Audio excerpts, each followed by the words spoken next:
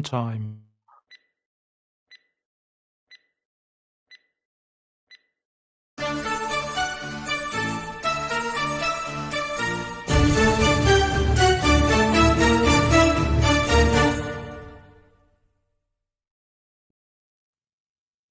Hello there. Over 20 years after entering Afghanistan in 2001, with the West, mainly the US, to quell Al-Qaeda and its Taliban hosts under a United Nations Security Council mandate, and spending trillions in dosh to do it, and losing the lives of 3,500 coalition military personnel, 457 of them from the UK, and after all that, the Taliban are still in charge. All that and the might of the West was tamed by a few Taliban in floppy sandals carrying AK-47s. And the Taliban is now headed our way, at our expense, taking advantage of our own laws and using our own money to do so. All down to this Operation Rubific, with rubific being an archaic term for reddening. Well, it's certainly made a lot of our faces red with anger, hasn't it? This is going to be a humongous national security threat at a humongous cost to the UK taxpayer. And be in no doubt, our slavishly international law-driven government will ensure this happens. Even if they have to slap super injunction after super injunction onto it, even if they have to commandeer hotels and houses to do it, even if they have to screw pensioners to the bulkhead to pay for it. Despite overwhelming evidence that the vast majority of those people are bogus asylum seekers, at best. At worst, they could well be Taliban operatives. Yes, it's being reported that as few as 1 in 16 of these Afghans on that list could be identified as having genuine asylum claims. But their names were wrongly released, so they can claim that they're now in danger, and therefore they and their families must be given safe haven in the UK, together with a large compensation package, as advised to them over social media by the usual suspects. And there is a copious supply of lawyers in the UK prepared to represent them. One at least is already advertising its services to them on its website, presumably for a fat fee. And looking at our lefty courts, what chance do we have of stopping it? Remember that once their feet are on UK soil, no court will ever deport them back to Afghanistan. Ever. What do you make of all this, Richard? I mean, let's just get some perspective here. As you said, the sources inside the Ministry of Defence are now saying that 1 in 16 of those claimants were genuine. So, as we said, as you rightly said, that means the vast majority had no connection to British forces whatsoever, potentially here. Not interpreters, not allies, not eligible, effectively, and they didn't fight alongside us. But for some reason, they've been allowed in, Jeff, and I find that very worrying. And I want to know how the public was kept in the dark. Why didn't anybody speak up in the House of Commons using parliamentary privilege? Why was this all hushed up?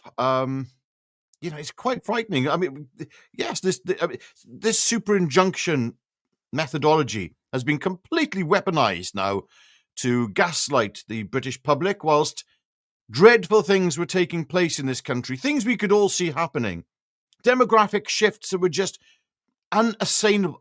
unsustainable, okay? And the people who came here did not seem to have any potential to integrate with no commonality.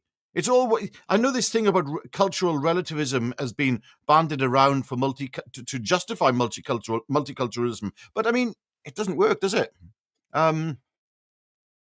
Because this wasn't just a media blackout, really. It was a full banning by MPs and journalists, and I can't work out why. There's something behind this, Jeff. And from acknowledging, even acknowledging the issue, is very worrying that they're looking back at it now, and everyone's just trying to point fingers. Oh, it was your fault. It was your fault. Labour and the Tories, and I don't know. There's been a complete crackdown on the truth, as we know, just like is about to happen with this new Islamophobia blasphemy law, effectively coming up Yeah. in a few days' time, when that's going to be discussed. At the same time, just like we have to remember that all this was going on, that the government was running a second route, effectively in secret, bringing people into this country, a hidden scheme. Very, very concerning, Jeff. Very concerning. Yeah.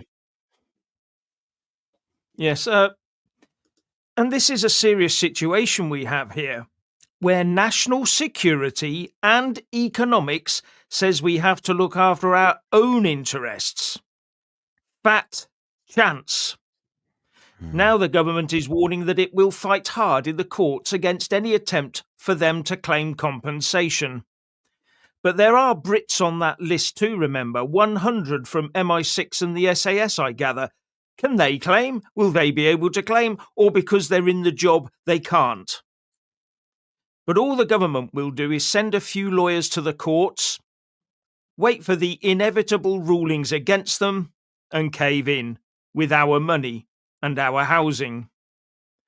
And what do you think the result would be if the cases went all the way to the ECHR? What would you really expect to happen if it went all the way? What do you reckon? Well, I'm reading here one 16-year-old Afghan was arrested for behaving inappropriately. Yes, you know what I'm talking about. Yeah. A certain type of assault at a military base in Staffordshire. And he may have come through this very scheme that the government has kept Yeah. secret. We don't know that, but it is a possibility. I mean, we just don't know so many of these things. I mean, what was the cost of this? Was it 850 million, Jeff? I think it was. Well, so far they say. Yeah, I'm Yeah, not sure. But by the time you've brought in extended families and all the rest of it and handed out, it's going to be 7 billion, they say. that's just absolutely Yeah. astronomical. I mean, what that just so far, as you said, 7 billion. Does that factor in as well the potential of these people suing the government as well? Is I'm not that sure factored in? actually. That's meant to be a 1 billion on its own minimum. Crazy. John Johnson makes a good point here. I'm not going to put it up. He says, "Wait a minute, Jeff. I've always been led to believe that those of a certain demographic don't recognise man-made laws. Only when it suits them, though." Well, that's very true, isn't it? Very Good true. observation. Very good Yeah, observation, good, actually. very good observation. Yeah. Yeah, so Mm. I'm just yeah, people are a lot of people are looking towards Epping at the moment in the comments talking about the what's going on there. And someone here, a lot of people are also saying this as well. The country needs Low and Habib. However, the timeline may be wrong of when we need them. It may actually be after Barney that we need them. Yes, I'm not sure about that. Hmm. At the moment, we're still being led by the people that always led us for the last 30, 40 years, full of wokesters, full of blockers and obstructionists, except where it advances a certain left wing or ideology.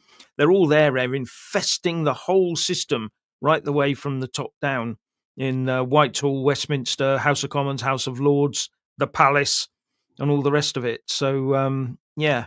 This is going to be so difficult to overturn this. Their way of thinking is locked in. It's locked in now into the system, and how we unlock it and get it out is the real big problem. It's a Gordian knot of huge proportions.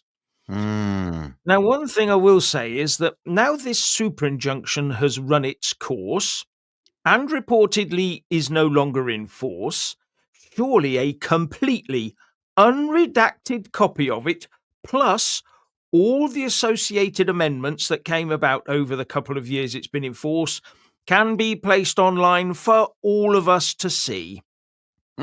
Or will it go into that 100-year top secret archive to be found by some diligent historian in 2125?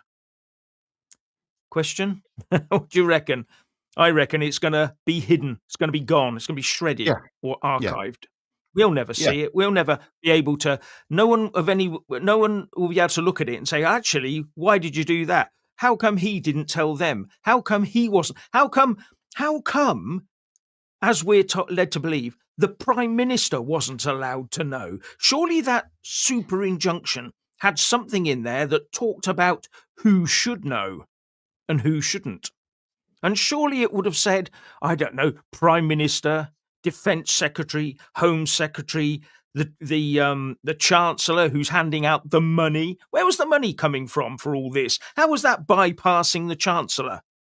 I mean, But it does identify where the power structures lie in this country, I think, to be honest with you. If yeah, the Prime Minister, that's a big if, the Prime Minister really didn't know, then what's really going on? Who's really running this country to be able to apply these super injunctions? That's the worrying bit. I mean, what we are seeing right now is a massive demographic change in the United Kingdom, which the people of the United Kingdom, the vast majority, do not want and are uncomfortable with. This doesn't make them racist or far right. It just means that they're reacting as anybody else in another country would if they were being potentially invaded and seeing themselves replaced. Or as Dr. David Betts called it, what was his description? A downgrading of the native indigenous population. Native and indigenous, as soon as you say those words, people think, oh, you're talking about white supremacy. No, no, no, no. We're just talking about the indigenous population, those people who have been here for generations and have culturally assimilated and are part of the United Kingdom. That is the indigenous population, right? Just before anybody else starts bleating on about the far right in the comments here, calling you far right and me far right, Jeff, let's face it, there is a distinction here. Now, this demographic change is causing flashpoints. We have seen them. It's not just people from Afghanistan, but it's from other locations, and these flashpoints are only going to get worse, I'm afraid to say, by the looks of things. We look at what happened last night in Epping, and from what I can see with new footage that has just come out recently, it does actually show, it does appear as if Antifa were very much instrumental in a lot of the argy-bargy that went on yesterday. And that needs to be noted, that is. We did a live stream on it. It was very difficult to see what was what. But I think it's Adam Brooks, I believe. He did fantastic coverage.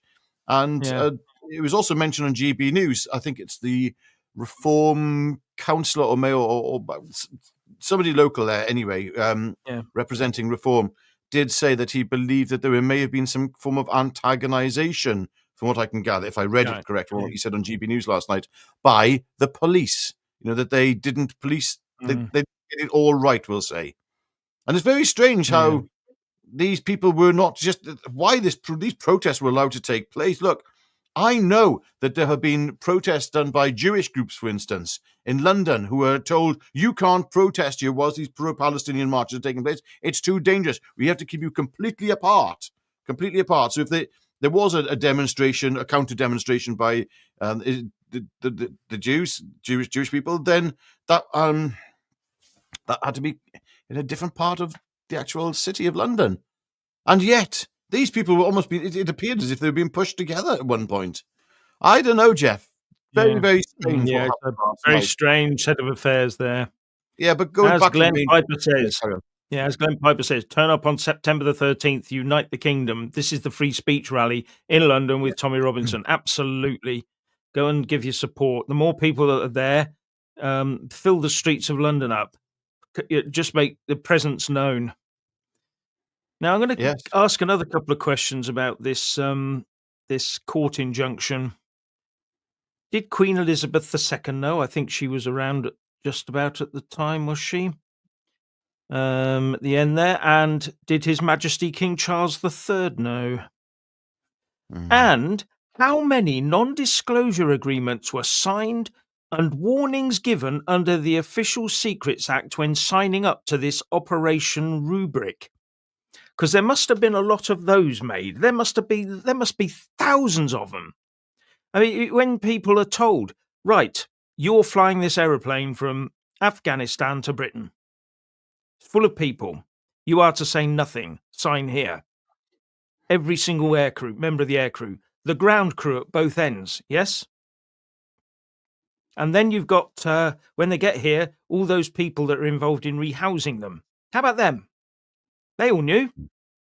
Or they should have guessed. Where are they all coming from? Shut up. Don't say a word. Sign this. There must be reams of paperwork out there covering all this, surely. And you telling me that a junior minister who's told is somehow told that he can't tell his boss or her boss that that there's all these injunctions and things. Sign here, sign the Official Secrets Act. I just don't get it that most of the House of Commons are now standing up, and the House of Lords all standing. Oh, I knew nothing about it. Don't look at me. Don't blame me. Nothing to do with me, Gov. Talk about backside covering. How many people do you really think knew? Anyway, yeah.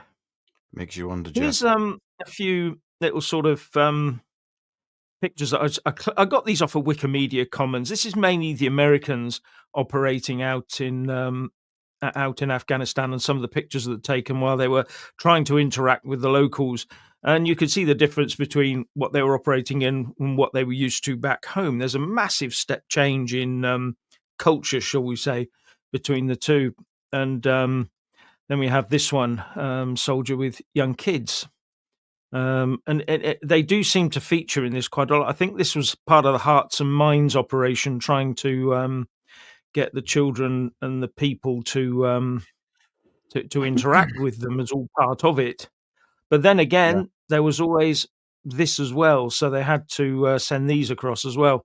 So, Of course. I mean, it's a Well, difficult Jeff, situation. I'm just looking at this whole scheme, the Afghanistan response route, the ARR.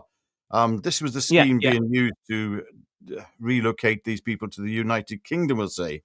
But what I find, the bit that's going to grip a lot of people, and especially servicemen, current servicemen, as well as ex-servicemen in this country, and this is from the Telegraph, many of the Afghans brought to the UK under the ARR scheme were housed in MOD buildings, including on or near military bases. Now, who are these people? Okay, you have families as well on military bases or near within the housing areas of military bases. So I just wonder about the safety of everybody in those military bases, women, children, potentially, because there are families on military bases. We forget that. With the housing, well, close by, at least within the proximity. And I think it's just disgusting that these people were brought in. How do we know? We didn't even know these people were, for goodness sake. They could have actually done raids within the military bases themselves. This is just flabbergasts me. Absolutely flabbergasted, And thanks to JJ. Thanks very much indeed for your contribution. Okay. Much appreciated. Thank you very much. I just find it... Now, I have to say this. It will not have been a lack of will or courage on the part of the UK, US, and other armed forces operating in Afghanistan that caused all of this. No, whatever the rights and wrongs of the intervention, this outcome was caused by the lack of will of all Western governments and the people of the countries involved, like ours, who took our troops in and then insisted they came back or didn't say a word when they came back. And a lack of will among the people of Afghanistan, who obviously rather like living under the Taliban anyway, judging by the lack of fight back after years of training and having Western money pumped in to help them. So really, it was a lack of will amongst a lot of people, but I can tell you the armed forces there will have been doing their job to the best of their ability, although they were probably undermanned or under-personnelled, and with, especially in the UK, without having the armour that they needed. Do you remember those soft trucks that kept getting blown up all the time because we didn't have proper armoured vehicles? So we went in there, but our boys and girls were there doing the job and dying for it. So they didn't lack the courage or the will to do it. Our governments did. They should never have sent us in without saying, this will end it. No, they shouldn't have sent. I personally don't believe our troops should have been sent in anyway. What were we doing there? Like, really? Mm. Weapons of mass destruction was the initial. Well, It was very vague. It started with Iraq weapons of mass destruction, and then it went over to the Taliban being involved in X, Y, and Z. A sort of move against Islamists, we'll call it for now, for want of a better description, by the West. And then for the West to then row back on it and then bring Islamists over to the United Kingdom and into the rest of Europe. So none of it makes sense. It all seems very coordinated. And this doesn't, I don't want to sound too conspiratorial on this, but does anybody have a better explanation on this? It seems like the West has been deliberately destabilized by, first of all, the first thing that happened was, in the wake of 9/11, whoever did it, I don't want to go into that right now, but whatever happened there, that was the excuse, for want of a better description, the trigger that was pulled that meant that all of a sudden the United Kingdom and the Allied forces in America went across to the Middle East and then started to destabilize the place entirely. Destabilize structures and existing systems that were initially put in place by them as well, in many cases. I mean, don't forget who propped up Saddam Hussein. Colonel Gaddafi as well, to a larger extent. And as for Iran, Afghanistan, what you're looking at there was a country in chaos in the wake of the Soviet withdrawal. The Soviets couldn't win there. Sometimes you just got to leave things be. These countries are these countries. Let them get on with what they're doing. Unless there's direct evidence and proof of weapons of mass destruction, then leave it alone. And if there is a problem with these people coming across to the West, then we need to start asking questions about how many people should be coming across from the Middle East into the West. We should be asking questions like, why should we allow so much freedom of movement between, or any kind of migration between these areas, if it is dangerous? This is not racist. This is protecting your own country and your own people. That's fine. You know, that's what governments are supposed to do, isn't it? Now, Glenn Piper says the responsibility of the government is to protect citizens. I would argue that that's completely incorrect. The duty of the state, which is the government plus all the surrounding bits and pieces, is to look after itself. It is there to ensure that the state continues to exist and continues to remain in power so that, and this is the circular argument, so that it can look after us. Because if it doesn't exist, it can't look after us. So its primary aim is to look after the institutions of the state. That's why they like to fly monarchies out quickly. That's why they like to have out-of-country prime ministers in safe places and things like that. Keep the state, the semblance of the state, together and existing, and then they can protect us. That would be the argument. Again, their first duty isn't to us because that puts them at risk. Nah, they know that. The first duty for them is to make sure they stay in power, they have the money, and they have the wherewithal and the control. Correct. So, just be aware of that. And this goes to the very top. This goes to the monarchy itself. You know, that is essentially what the state is there to protect. That's the other side of it. We shouldn't lose sight of that. Our good old monarchy. Yeah. I mean, in exactly the same as the government is there to serve us, not the other way around. We vote them in, but we vote them in to take power, we lend them our sovereignty over us so that they can protect us, but they can only do that if they're still here as a sovereign state. So it's a circular argument, and we should absolutely think about how to do that. It needs to be recognised and remembered. That's a very good point, Jeff. When looking at all of this, just remember that everything has to be framed within that context, that the state is there to protect itself. Absolutely. Why would so then we have these questions like, why would the state be happy with a potential invasion of this country? Why would it be happy with that? How does that protect the state? Yeah, that's the big question, isn't it? Yeah, unless the state has some other reason for destabilizing the United Kingdom and the West. It's not just the UK, it's all the Western civilization. Why is there being such a deliberate destabilization going on? What we're talking about here, the invasion of the United Kingdom, what's happened with this relocation scheme for people in Afghanistan, has to be framed within a larger context of what is going on globally right now. A complete destabilization. How do you solve that? Let me think. If you bringing central bank digital currencies, all of a sudden you're going to find people working on the black market and not going to be so well active, we'll say, within the black market, because they won't be able to deal with cash. They won't be, if cash is removed, that's it. Granted, some people are using a bit of crypto, but that's not fully in place at the moment, and it'll only be a matter of time until that's monitored and controlled as well. So many people run into crypto saying, they won't break crypto. Yes, they will. It's quite funny, actually, because there have been cases of Bitcoin going missing. People have hacked into it and it's gone. The other side of it, I read somewhere recently, this just struck me in the back of my mind, that struck me as funny, that crypto isn't actually classified as an asset at the moment. I'm not sure if that's true, but that's what I read. And because of that, the police don't have the power to investigate a theft of a non-asset. So they don't investigate crypto shenanigans. I don't know if that's true, but yeah, that's what I read. Don't believe everything you read. That's why I'm telling you not to believe it until you found out yourself. Question everything Jeff and I say at all times.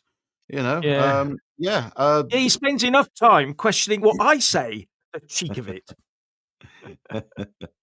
No, the issue here, though, is with the destabilization, you've got central bank digital currencies, and you've also then got, of course, the digital IDs that are so many governments and so many influential people, especially within the World Economic Forum, all want to tie this all together. And I know people, what's crazy is a lot of people look at the World Economic Forum and go, conspiracy theories, talking about them. I'm thinking, well, when you've got world leaders attending these places and they all start agreeing on things, maybe you should start bloody listening to what they're saying. What is their vision for the future, Jeff? Have you listened to it recently? Well, I can tell you, it's transhumanist. It's totally tying people down to central bank digital currencies and digital IDs. In effect, it is complete centralization of everything. To get that, they have to break the nation states. They have to destroy cohesiveness within society, cohesion within society. Yeah. Oh, there's a quick point here. And now that we have far fewer military assets than we had when we went into Afghanistan, we're suddenly talking about peacekeeping operations in Ukraine, aren't we? Well, didn't America leave a load of assets there for? They did. What, in Afghanistan? Yeah. Yeah. Billions of dollars worth. Yeah. Yeah. Like including Apache, was it Tomahawk or Apache, whatever it is, helicopters? I can't remember. Helicopters, yeah.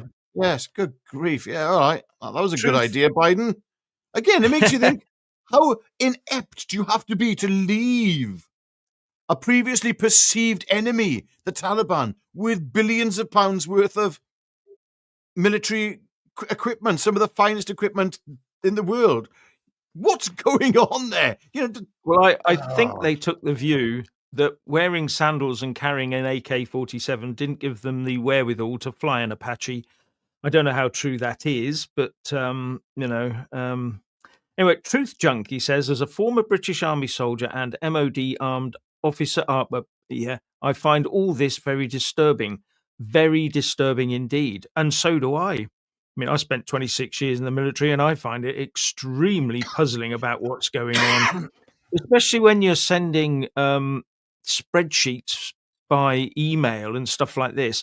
It reminds you of the days. Do you remember the days of the pandemic when they had to suddenly delete all their WhatsApp messaging stuff? What is going on? They're using WhatsApp, spreadsheets, email for all this stuff. Well, Jeff, as this Truth Junkie says, former British armed soldier yourself in the Navy. Well, I was in the Cubs and in the Scouts, and I find it bloody frightening and disturbing, I can tell you now. Ugh. Yeah. Oh dear. Now this is a big one. James Dolan says should be a given that in any society the school kids, especially the girls, are safe. Absolutely, absolutely. And we're now in a position where, as far as I'm concerned, they're not. And the most insidious part is the teaching that Britain is awful. You live in a country and we're teaching you. I'm a marvelous teacher who's telling you how awful the establishment that pays me is. And I mean, Well, clearly, school kids and girls are not a priority for Labour or the Tory government gone, or for His Majesty the King, as far as I'm concerned. hmm. Yeah, someone's pointed out that it's not just the UK, Mac Tabot, it's the whole of the whole of Europe is invaded as well, basically. And I think it's happening. Well, there was a story this morning. I should have read it a bit more detail, but someone was, I think the French have basically said, we're overwhelmed. We can't do anything on the beaches. We're just overwhelmed. And I thought, yes, and your performance, the British are underwhelmed with that. But you get the idea that we're becoming overwhelmed because they're overwhelmed. And the southern states on the shores of the Mediterranean are overwhelmed as well. You just read the stories; they're still going on about people rocking up on their beaches. They've got to go somewhere, so the first thing they want to do is get them on the trains and the buses. Go north, young man. That's where the money is. And then they go west, young man. Just a short hop over those waves, and you're safe. So yeah. Yeah. Steve Chilton says, Jeff, now do you believe me? I'm sorry, I'm not about what I've been talking about this for years, but there you go. Sometimes I say things that people don't realize how deep I'm saying things because I have to be careful of the platform I'm saying it on. But Correct. yeah. Sorry, I've just got to go. One comment here, it's all kicking off in Spain and Yeah, in France. The people yeah, want to kick the certain people out of their yeah. country. Yes, Akash that's Biswas, thank you very yeah. much. And it says, everyone take a big fat pig with you everywhere. Hmm. Interesting concept, that. I know what he's on about there. So yeah, Yes, but we know thank what you he's for on that. about, but it's Yeah, thank we you were for not that, saying Akash. anything. No, I think Akash, you probably know why. But yes, going back to Yeah. Fro, there's comment here that it's kicking off in Spain and they want these people out of their country, blah, blah, blah. That's a sentiment rising in the United Kingdom as well. We can see it clearly happening in Ireland. Yet protesters these idiots will still turn up on our streets and say that they're racist for doing this, waving their flags, the types of flags, dressing in very peculiar ways as well, many of them. I can't quite put it. Perhaps they just don't know what they are when they dress in those ways, and I will not elaborate on that in any way, shape, or form. Yeah. But they're all there, and they're all shouting, and they're saying, refugees are welcome. And the irony is, of course, real refugees are welcome. Real Yeah. refugees. You'd have to have a heart of stone not to want real refugees in this country at the moment. However, the sentiment in the country has changed, I suppose, with regard, because it's all become too blurred. There is no distinction right now. I mean, how does anyone tell who is a real, genuine refugee and who is an asylum seeker and who is an economic Yeah. migrant, or even worse, not just economic migrants, but maybe with something else in mind? You don't know. Yeah. There's too many That's the unknowns and too problem. many Yeah. variables here. Especially when they've thrown all their documentation in the sea. But why are Yeah. they doing that? That Yeah, should be exactly. a dead giveaway. Yeah. Bipedal Species says Gaddafi actually warned this would happen if he was ended. He did. He Mm. did. Yeah. And So did Saddam we Hussein. just don't believe them. Sorry? And I'm not. So did Saddam Hussein. And I'm not sticking up Yeah. for Saddam Hussein. He was an evil tyrant put there by, Yeah. good grief, what was the American Foreign Secretary who, boosted his position? I can't remember. Gone. Back of the head. Yeah. There you go. Yeah, so I just showed this is breaking news from somewhere in Britain. Well, this is breaking news in the future of somewhere in Britain when we have to put up with the endings of all this mass sort of immigration when they have to send in people to into villages in Surrey or up into towns in Scotland at this rate. You can see it coming, can't you? I mean, it's just we are in a completely ridiculous situation of having an establishment that is hell bent on destroying our entire country and everything that we are because they have an ideological outlook that completely goes against everything that we believe. And Yeah. yeah, so yeah, you get So the I'm just idea, though. reading It's here in the Telegraph, actually, Jeff, and it's a yeah, very good point. We talk about people wanting to destroy this country, and it's a piece here by Camilla Tomini. And or does it actually say it's by her? Hang on, I may be reading this wrong. Whatever, whoever it is, and it's saying basically, has Labour opened the door to Jeremy Corbyn? Basically, mm, what they're trying to say there is these suspensions over recent days by Sir Keir Starmer, another one. deeply divided the Labour Party. Deeply divided it. Will there be a case of Starmer actually being kicked out by his own party, effectively, just a complete rebellion from the rear, a total rebellion, which would reinstate potentially Corbyn, and that is a terrifying prospect. I mean, both of them, both Corbyn and Starmer, hate the United Kingdom. That's it. They hate it. They hate all things to do with Western civilization. You can see the allegiances and alliances that Jeremy Corbyn has held in the past. I've questioned sometimes whether, do you remember when he said, our friends, we welcome our friends in Hamas? I used to think for a while I did sort of give him a bit of a benefit of the doubt on that one. Say, okay, so you're trying to negotiate here, but it was then you just dig a little deeper. It's like, no, he really, really does. I believe I may be wrong, but I do believe he does have friends within that sort of clique, we'll say. Maybe not specifically within Hamas, but certainly with that type of character. Yes. Sorry, I just saw an earlier comment talking about the equipment that the Americans left behind and saying that actually it was just going out of date and they had to be replaced, and it's just easier to leave it there to let the Afghans sort out old equipment rather than bring it back. So it's going to be replaced anyway. Well, that's a good point. You can see Was that. I it think still some if it was people, still functional? If you still yeah, have that, military yeah, capability from it and or military advantage from it, if it increases the military advantage of the Taliban, then not so sure. But thank you yeah. again. We've got another super chat here from um, Akash Biswas. Something urgently is needed to be done.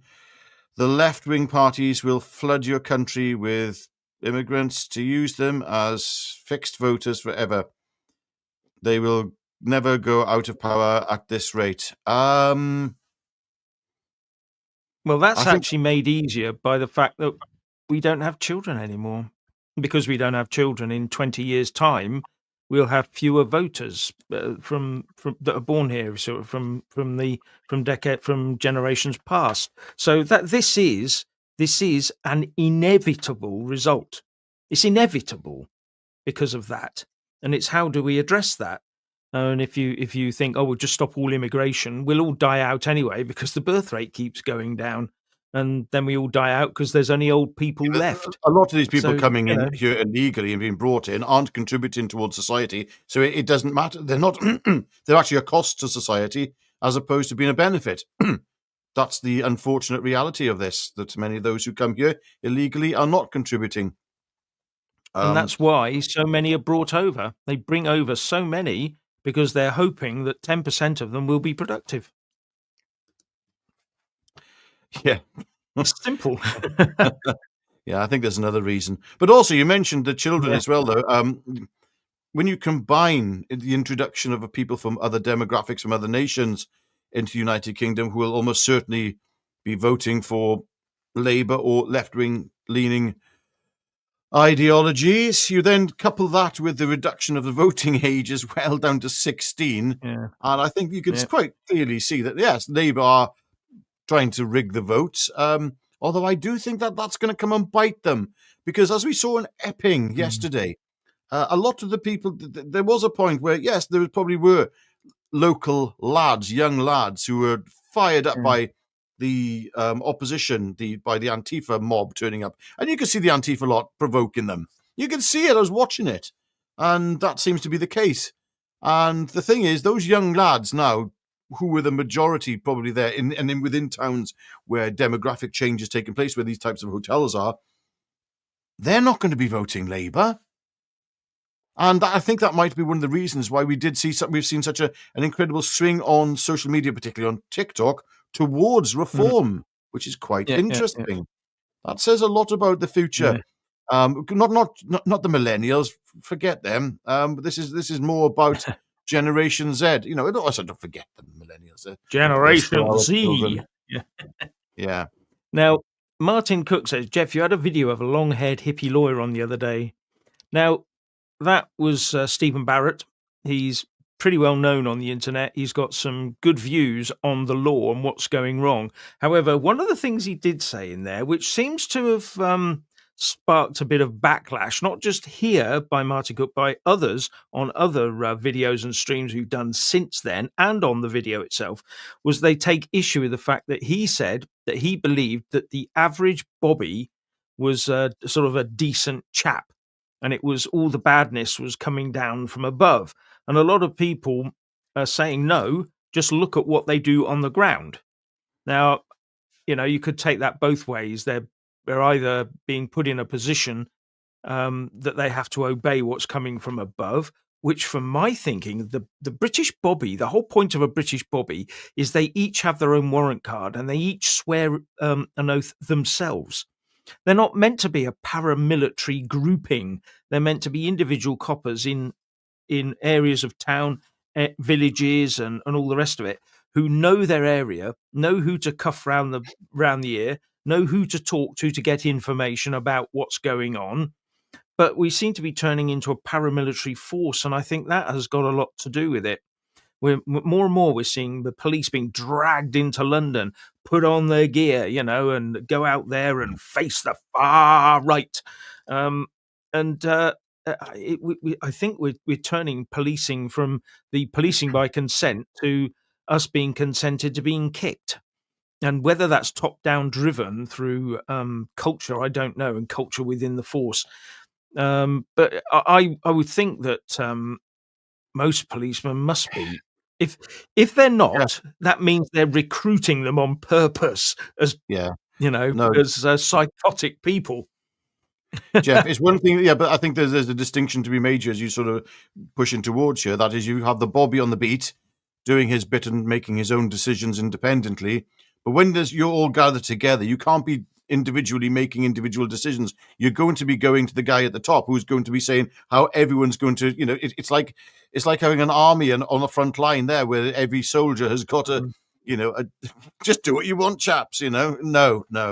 There will be a command structure in place for those sorts of instances. And so before I go on, I did watch a bit more on Tommy Robinson's YouTube channel, Wendell's brilliant coverage of it. And indeed, most of the people there at the protests that I saw were women, men, there were children there, the grandmothers. It really was not some sort of gigantic mob of far right. Something else happened. And from what I can gather, from what I am reading and viewing, the problem occurred when Antifa aggravated and provoked young lads who had turned up from within the community. That is where the flashpoint happened, and that's it. So I thank you again to Akash Biswas. Unite all or submit, as democracy is destiny. Destiny. And they want to change the... Can you read it? My eyesight's going crap here. Yeah, so I'll read it out for you because I can see Yeah. it. Unite all or submit, as demography is destiny, and they want to change the demography. Conservatives were no better, but voting Labour was a disaster. Well, it's a uniparty. I mean, it's just that the Labour Party seems more wedded to the uniparty system of where it's going. Here's an establishment. We already know Keir Starmer said, I like the Davos way of doing things, the World Economic Forum, because Yeah. it's easier because you get people there all like-minded, driving in the same direction, and he doesn't have to answer to PMQs and stuff like that because no one's going to ask him any difficult questions because they all believe in the same thing there. He loves it. The WEF, Davos, the combination of big government and big corporations mashing us all together so that we are happy but own nothing. Yes. Yeah. Oh, dear. I just don't know what yeah, it's Just a quick one for the comments here. If we had to vote our way out of this, because we've done a lot of discussion on this, Jeff, over the recent, the past few weeks. How would you be voting right now if there's an election tomorrow? Who would you vote for? If you can just leave in the comments there, because I find this interesting. Because this needs to be recalibrated all the time. Yeah. It's very difficult to. How can I explain? Put all your eggs in one basket sometimes, but I mean, I've got my own beliefs and who I would like to come in. But yeah, Mr. Blobby. Okay, somebody wants. Okay. Grenville WEF. Kemper says, it's always the boats, but 10 times come here by plane. Yeah, I think there's a lot. I mean, legal immigration happens via jets, jet liners and all the rest of it. But I would reckon there are a lot of aeroplanes that just arrive and then go, arrive with a few, go with fewer people, and all the rest of it. That recent plane crash, do you remember that one? Now, it only happened a couple of days ago. No one who knew who was on it. There was no records. Yes. And I'm not saying that they were engaged in anything illegal, but what I am saying is, where was the record? Where was the names and addresses so that if anything did happen, they had a next of kin or something? Surely that's how these things work. If they don't, then they should. There was, I do recall, that the recent plane crash, I believe it was owned by some tech billionaire or millionaire. Thinking about it, I'm sort of recalling something on that. Yeah. Okay, so I'm reading through the comments here, and it's very, very scattered, very splintered. Clearly, you can see that people are talking about reform and former reform members as well, Ben Habib and Rupert Lowe, which does suggest that it's a very sad situation that the right, I hate the term the right, but those of us who believe in this country and want this country to succeed are completely fractured. We do need somebody to unite all of this, all decent, right-minded, we'll call it, thinking people. That is the problem. AFD has come up a few times. Scott in Berlin. Well, yeah, Scott, if you're in Berlin, you're probably going to be voting for AFD. Yeah. Piotr Feder says Douglas Murray as PM. Yes. Another one here, reform but hoping for a new choice. That's exactly where I am at the moment. I know the new choice, and that's Ben Habib's party. That's my opinion. Even though I love Nick Tenko and what he's doing, but then right now there's just no hope. The only hope really is reform, and that's not really hope as far as I'm concerned. It's a bit of a weird situation to be in. Yes, this all has to be brought together. This is a good question from Raymond Taylor. Succeed at what? What is the goal? So this is one of the things that that has got to be crystallized in whoever wants to run this country has got to. At the moment, we've never really been given this a real crystallized view of where these politicians want to take us. It's a vague. We are going to make Britain better. We are going to make growth. We are going to do this and that. And Well, they don't ever give you as a real aim of where, because the reason is that their aim for this country is far different from what you envisage it is. Their aim for this country is not an independent sovereign nation where you can grow your family and your wealth in your country through hard work. That's got nothing to do with it. That's not what they want. They want the exact opposite of that, in fact. You can see it just by what they do. So don't believe them. And what we need is someone to come forward with a real crystal idea. And that's part of why I got involved, and I'm still involved in the pledge, because that does actually give an idea of what we want to see as a nation. And just go to the website and have a look, and if you agree with it, sign up to it. It doesn't cost you anything. Yeah, pledge is So great. Absolutely. Yeah. yeah, Comment here by Tommy oh, Younger. Reform equals right, demographic death. He said as much, Jeff. So he said as much, Jeff. We aren't talking about legal migrants coming by plane. My suspicion is that the majority are smuggled in on planes and by our yeah, own government. Do you know what? Up until about a week or two ago, that would have sounded like a massive conspiracy theory. Now, yep.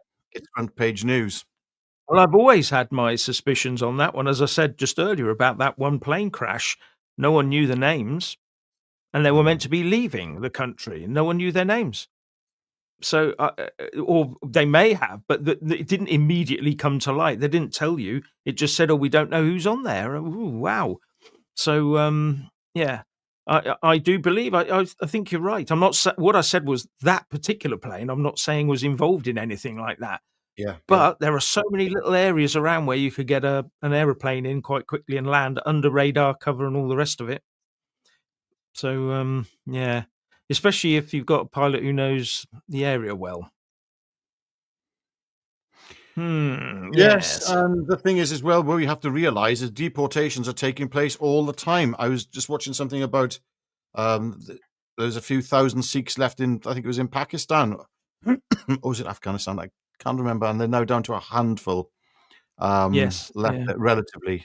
speaking. Yeah. And um, again, Pakistan has thrown out many.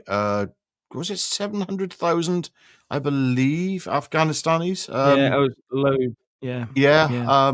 that's so mass deportations is not a racist thing. It is done on a regular basis by countries around the world. This is not a new thing, and it's usually done by. Funny enough, Iran is now just expelled. Was it 200,000? Was it? I can't remember exactly. Afghanistanis who they believe were Yeah. spying for Israel. But yeah, Now that's a tall order, isn't it? yeah. Yeah. Wow. Well, Okay. according to some people, Israel is at the top and doing all the spying and taking all the money and all the rest of it. I don't know. But, yeah. Who knows? Do you know what? It's just like I Yeah. just. A lot of people think that Epstein was linked with Mossad, and maybe he was. Maybe there was a genuine connection there. I don't know. I do know that we're in a mess, and it all Yes. seems to be leading towards a coordinated collapse. That's not Mm. so conspiratorial a thing to say either these days. But who is the entire establishment working for? The I West, have my beliefs on that. the Nobody's Zionists, the no, no, Marxists? neither. None of them. None of them. None of them. Yeah. They're just expressions of the same whoever, whatever Satanic. is controlling. Yeah. Yeah, I think it is satanic. Let's just name it. Why not? Other people are doing it. It does appear to be more Yeah. satanic than anything else. That seems to be the best explanation. Yeah. And there we go, Jeff. Anyway. So What more is there I've, to say? I've quite enjoyed this one today, Jeff. It's been an interesting chat, Yeah. and again about unfortunate circumstances that are taking place in the world and the Yeah. United Kingdom, where it appears as if some kind of invasion is taking place, and why? Mm. And we know who's coming in, but we don't know why they're coming in. And when Yeah. people say Oh, the invasion, other thing we do know about hyperbolic. the It's other not thing we do hyperbolic. know about is who's paying Oh yes, we are. us. Yes, yeah. Oh, all the way. Oh, Yes. now you may have missed this one. This is just a Go on. quick Go on. one. It's on GB News. Now, Right. to give you an idea of just how much this country's been taken for a ride, when we finish this live stream, go and take a look at GB News, and you'll see a story about a Labour activist, Mubin Hussain, given an MBE for services to integration, calling for his community to boycott the police or be boycotted themselves. And I say, go and read it and make up your own minds up, because the claim is it was made, this particular video of him saying what he's saying was made about 10 years ago. But to me, that doesn't matter. You don't call for people to boycott the police in this country when you want, if you want to integrate with this country. And it all sort of kicked off at around about the time of the grooming gang type stuff. And there was a person killed in Rotherham, which is, I think, where it was. An old man was killed there as well. And he was saying it was all about that, not about the grooming gangs. Read it yourself and have a look. But at the moment, 10 years ago, if someone had said boycott the police, I'd have been, "Bruh." But you know what? Yeah. Anyway, I'll leave it there. Well, the thing is, Jeff, I mean, I can quite imagine His Majesty the King, knighting somebody like that. If this is true, what you say is true, I don't think it would have any bearing or prevent the king from doing such a thing. I mean, after all he did, he couldn't wait, according to Sadiq Khan, he couldn't wait to give him a knighthood. In fact, he said, I'm so sweet. Yes, I know. I dubbed thee, what's it, Sadiq Khan. And you splendid fellow, splendid. Any more people with your sort of ideology that I can knight? Whoever you are, come on, quickly. I dub these, sir. What's your name? And remember, he did actually turn around to Sadiq Khan and say, I'm sorry it's taken so long, didn't he? That's what I just said, yes. Yeah. Sorry, I missed that bit. Yeah. Oh dear. Anyway, I've got to the end. I have got to the end of myself on this one. Yeah, it's been lovely to see your contributions, everyone, and lovely to have a chat with you and a bit of a laugh in some places, which is strange in an unfunny situation that we find ourselves in.